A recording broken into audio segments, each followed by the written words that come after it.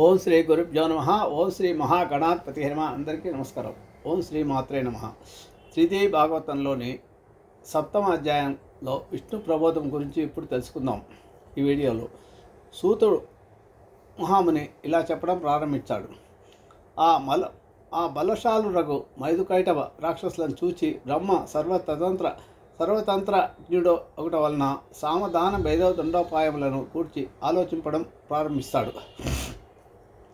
వీరికి బలం ఎంత ఉందో నిశ్చయంగా నాకు తెలియదు కనుక ఎదుటివాని బలాబలాలను తెలుసుకోకుండా ఎరగకుండా పోరు చల్పడం వారితో పోరాడడం అనేది మంచిది కాదు, మేలు కాదు. దుర్మార్గులు మదమత్తులు నాకు వీరిని నేనిప్పుడు పొగిడినచో నా చేతగానితనము నా చేతనే వారికి ప్రకాశింపబడుతుంది, అంటే తెలియబడుతుంది అన్నమాట. అట్లవుతుంది. నా దౌర్బల్యము బట్టబయలు అయినంతనే వీరిలో ఒక్కడే నన్ను దుర్మాడగలదు. వీరు దానము చేతను వశము కారు. ఇక వీరిపై వేదోపాయములు ఎట్లు ప్రయోగింపగలను కావున నేనిప్పుడు శేషసేనుడగు ఆ పరమాత్ముని మేలుకొల్పుదును. అతడు మహాసత్తుడు, జనార్దనుడు, చతుర్భుజుడు. అతడే నా వెతలు బాపగలడు. ఈ విధముగా నెమ్మదిగా తలంచి కమలాసనుడు బ్రహ్మ వేగమే శోకనాశకుడు సర్వము తానే అయిన వాడు అగు శ్రీ వాసుదేవుడు శరణు చేస్తాడు. ఆ జగత్పతి యోగనిద్రలో మునిగి కదలకుండా ఉన్నాడు. అట్టి నారాయణుని మేల్కొల్పుటకు బ్రహ్మ పలు మేలైన సంబోధనలతో హరినిట్లు స్తుతించడం ప్రారంభించాడు. ఓ దీననాథ, ఓ శ్రీహరి, మాధవ, వామన, భక్తత్రాణ పారాయణ, జగత్పతి మేలుకోవయ్యా, సర్వాంతర్యామి, అమేయాత్మ, వాసుదేవ, విపక్ష శిక్షా దక్ష, చక్ర గదాధర, విశ్వాధర, ఋషికేశ,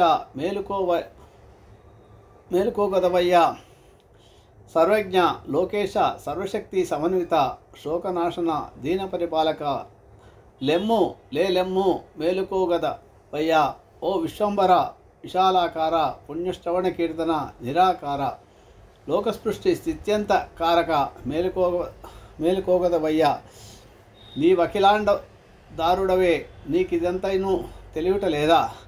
శ్రీ మహావిష్ణు శరణార్థిని, దీనుని, దుఃఖితుని నన్నే ఉపేక్షించినచో ఇంకా మీదట నీ పాలకత్వమునకు భంగము వాటిల్లదా అని పెక్కు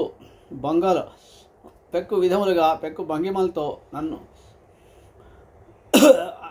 శ్రీహరిని స్తుతించడం శ్రీహరిని స్తుతించడం ప్రారంభించాడు. ఆయన మేల్కోలేదు. అప్పుడు బ్రహ్మ మరల తన మనసులో ఇలా తలంచాడు. ఈ హరి యొక్క మహాశక్తికి లోబడి ఉండుట చేత యోగనిద్రకు వశుడయ్యాడు. కనుకనే ఈ ధర్మాత్ముడు ఎంతకును మేల్కొనటలేదు. నేను దిక్కుమొక్కు లేని దీనుడును అయిపోయాను. ఇప్పుడేమి చేయవలను? ఈ మదమత్తులు దానవులు నన్ను వెన్నాడి చక్కాడ సంవరింపదలుచున్నారు. ఇప్పుడేమి చేతును? ఎక్కడికి కేగుదును? నాకు అభయం ఒసంగువ నాథుడే ఇంక లేడా? ఇట్లు బ్రహ్మ తన మదిలో తలపోసి తుదకి ఏకాగ్ర చిత్తంతో యోగమాయను సంతోషపరచవలేనని నిశ్చయించుకున్నాడు. ఏ విశ్వశక్తి మూలమున హరి అచేతనుడై కదలకుండెనో ఆ శక్తియే తను బ్రోహ సమర్థురాలకు నిశ్చయించుకొను. ప్రాణము లేనివాడు శతాబ్ది విషయం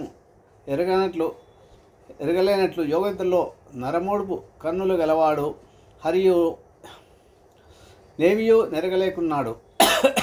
ఇట్లెన్ని ఇలాగా ఎన్నో రీతులుగా కీర్తించను. హరి తన నిద్రలో నుంచి కూర్కు నుంచి వదలటలేదు. అందువలన కునుకి ఇతని వశమందలేదు. ఇతడే కునుకుకు వశీభూతుడై ఉన్నాడని తోచున్నది. ఎవడెవని వశమున వర్తించుచుంటునో వానికి ఎల్లప్పుడూ కింకరుడగును. ఈ కారణమున మా పతియగు హరికి యోగనిద్ర స్వామిని అగును. ఆ జలనిధి కన్యక సైతము హరిని తన వశమందు ఉంచుకొనెను. కనుక నీ బ్రహ్మాండ గోళములన్నీ సర్వశక్తుల ఆదిశక్తియగు భగవతీ చేత కీలి బొమ్మలే. శ్రీహరి హరుడు రమ పార్వతి భారతి మేమెల్లరము నా శ్రీ భగవత్కి దాసాలమే కదా. ఇందేమియో సందేహము లేదు. ఆ హరియే సామాన్య మానవుని పగటి నిద్రాదేవతకు వశుడయ్యను. ఇతర మహాత్ముల గురించి వేరుగా చెప్పడానికి ఏమున్నది? కనుక నేనిప్పుడు యోగమాయనే ప్రస్తుతిస్తాను, ప్రార్థిస్తాను, వేడుకుంటాను. అప్పుడు కానీ దేవి దయవలన హరి మేల్కొల్చి వైరులతో సమరం మరింపగడు అని ఇట్లు పద్మాసనుడు బ్రహ్మ తలచి విష్ణు నంగములందున్న యోగనిద్ర ఇట్లు ప్రస్తుతింపడం ప్రారంభించాడు. ఓ దేవి, నీవే ఈ ఎల్ల జగముల కన్న తల్లివని వేదములు పలుకగా చక్కగా మేము ఎరంగి ఉన్నాము. ఎల్ల లోకములను పరమ వివేకమును పాలించు పురుషోత్తముడే నీ ప్రభావం వలన ఇప్పుడు నిద్రావశుడయ్యాను. నీ మోహన విలాస లీల ఎవరికి తెలియకుండాను హరిను వివశుడై నిధించుచున్నాడు. నేను మూర్ఖుడను. సకల భూత హృదయములలో నిండియుండు చైతన్య జ్యోతిని నీవే కదా. నిర్గుణాత్మకవగు నీ ప్రతిభా ప్రభావములు వివిధ కోటులలో ఎంత కోవితుడైన ఎరగజాలడు. సాంఖ్యులు నిన్ను పురుష ప్రకృత్యాత్మికగా చైతన్య భావరహితనుగా లోక జనేత్రిగా భావిస్తారు. నీవు సత్యముగా నటి దానవా కావు. నీవు ముమ్మాటికి చైతన్యజ్యోతి స్రవంతివే. కనుకనే నేడు విష్ణువు నీ మూలముననే చైతన్యము లేక పడి ఉన్నాడు. నీవు సగణ రూపములతో భంగుల మాయా జగన్నాటక సూత్రధారివై నటిస్తున్నావు. నీ కార్యప్రణాళిక నెట్టివాడును గ్రహింపజాలడు. నిన్ను మున్లు సంధ్యాదేవతమని పిలుస్తారు. వారు నీ దివ్య సుగుణములను రేయనక పగలనక నీ నామముతో జపించుచూ ఉంటారు ఎల్లప్పుడూ. కనుక నీ విజ్ఞాన వినోద లీలల అనంతములు. ఓ జనని, నీవే ఎల్ల జగములకు తెలివి వెలుగు చూపు జ్ఞానము రూపు. దేవతలకు నిత్య సుఖకారిణియగు శ్రీదేవి. సకల ప్రాణులందరి శ్రద్ధ, బుద్ధి, మతి, ధృతి, కీర్తి, కాంతి, రతి ఇవన్నీ నీవే కదా. ఇంతకు మిక్కిలిగా తర్క వితర్కములతో పని ఏమున్నది? లోకములకన్నింటికీ నీవే మూలకారణ శక్తివి కదా. నాకు దుఃఖము కలుగుటను హరి నిద్రాలుడై ఉండుటకును నీవే కారణము అని నాకు ప్రత్యక్ష ప్రమాణము కాకు గోచరిస్తున్నది. వేదమాత, నీవు వేద విధులకే తెలియరావు. ఆ వేదములు సకలార్థములను వెల్లడించగలవు. అయినాను అవి నిన్నెరగజాలవు. హేళన నన్నీయును వేదమాతవగు నీ నుండియే ఆవిర్భవించి నావి గదా. ఇట్లు సర్వకార్యములు నాకు ప్రత్యక్షముగా తోచున్నవి. నీ చరితమును తుదముట్ట తెలిసిన వాడెవడు? ఆ వైకుంఠుడు కైలాసవాసి సురులు నా కుమరులుగా ముందు నేను నీ మహోజ్వల మహిమ అర్థము చేసుకున్న నేరము. ఎల్ల లోకములకే నీ మహిమ అందరానిది. ఓ పరాదేవి, యజ్ఞములందు స్వాహ అని నీ నామధేయమే పలకబడును కదా.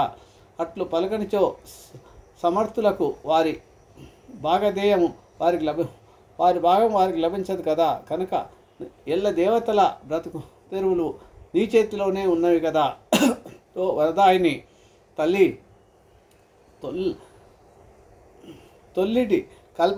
మొదటి కల్పమందు నీవు నన్ను కాపాడితివి. ఇప్పుడు ఘోర క్రూర దానవులను చూచినంతనే గన్నంతనే నా గుండెలు జలధరించుచున్నవి. వారి భయమున నిన్నే శరణుచున్నాను. నన్ను బ్రోము. ఈ సమయమున హరి నా మొర వినున్నట్టు లేడు. అతని తనువు నీ వశమందే ఉంది. కనుక నీవు హరినిద్ర ప్రపత్తతను వదిలింపుము. నిద్ర నుంచి లేపుము హరిని. కాదేని ఈ దానవులనైనా హతమార్చుము. నే చెప్పనేలా నీకెట్లు ఇష్టమైన అలాగే చేయము. నీ అపార పరమ ప్రభావ ఎరుంగని మందమతులు హరిహరులనే కొలుస్తారు. ఆ విష్ణువే ఇచ్చట వివశుడై నిద్రించుటచే నీ మహిమ నాకిప్పుడు ప్రత్యక్షంగా బోధపడినది. ఆ లక్ష్మిను నీ అధీనంలో ఉంది కదా, కనుక నామేయును హరిని మేలుకొల్పజాలదు. ఆ లక్ష్మిని సైతము నీవే నీ శక్తితో నీ వశమందుంచుకుంటే ఉంచుకొని ఉన్నావని తలుస్తున్నాను నేను. నీవే విశ్వజననివని కోరికలు కురియు కామధేనువని భక్తిపరులు నిష్కాముగా నీ పదకమలములచే నమ్మి నీ యందు లీనమై నిన్నే ఎల్లప్పుడూ సేవిస్తుంటారు కదా, అర్చిస్తుంటారు కదా. అట్టివారి తర దేవతలను కొలువరు, అట్టివారు ఇతరి దేవతలను కొలువరు. అట్టివారే ధన్యులు. బుద్ధి, కాంతి, కీర్తి, శుభవృత్తి మున్నగు దివ్య కళ్యాణ గుణములు నీ అందే చోటు చేసుకుని ఉన్నాయి కదమ్మా.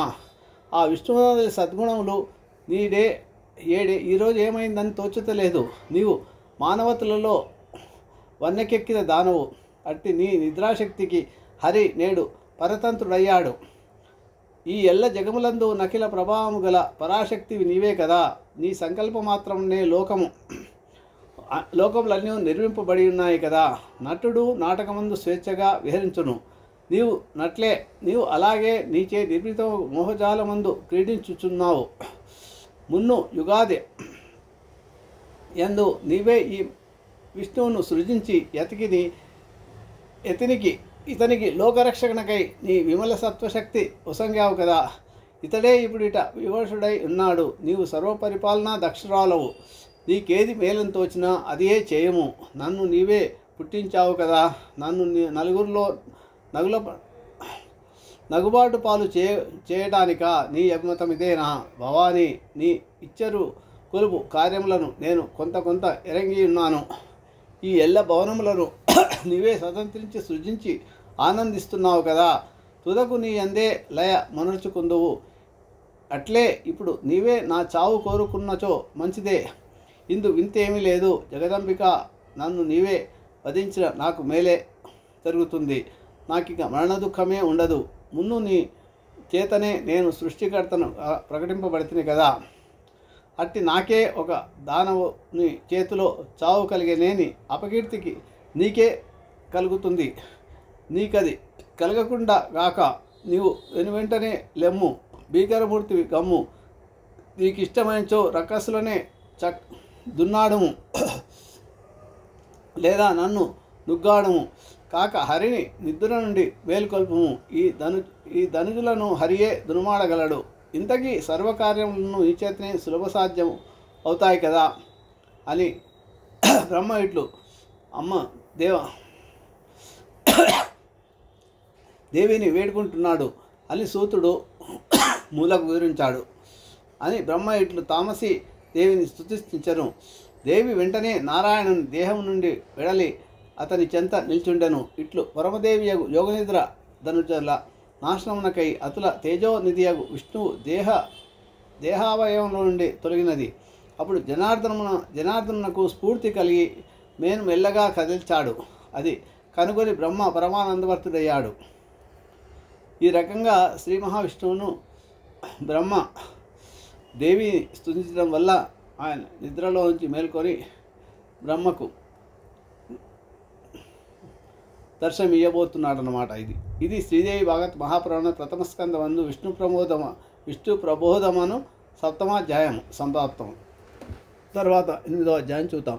శుభమస్తు.